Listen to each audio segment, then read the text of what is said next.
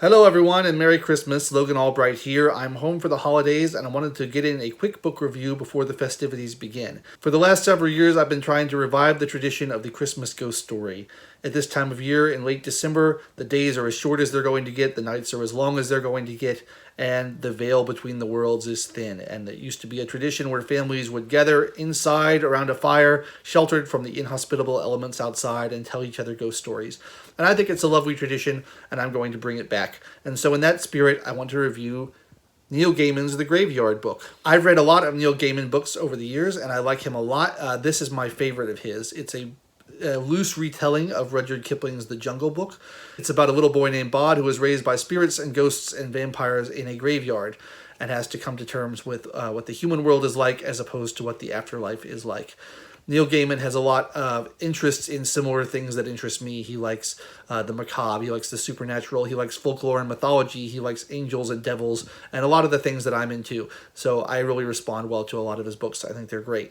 This is, I guess, theoretically a children's book, but it's written in such a way that it's really enjoyable for adults. It's got humor in it. It's spooky, but not really scary. It's got a lot of kind of macabre things in it, but it's not so grim. It's optimistic. It's a really enjoyable book. I like it a lot. It's short. You can get through it quickly. I would say that Neil Gaiman is a great storyteller, although I wouldn't really call him a great writer.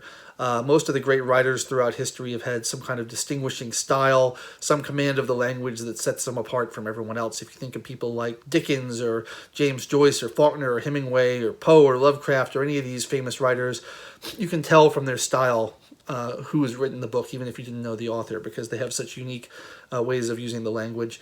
Neil Gaiman isn't really like that. His language is fairly undistinguished. His prose is very workmanlike, but it's very clear and it's very easy to follow, and children can read it just fine. And he does a fantastic job of getting you from point A to point B in the stories. He's good at characterization. He's good at character.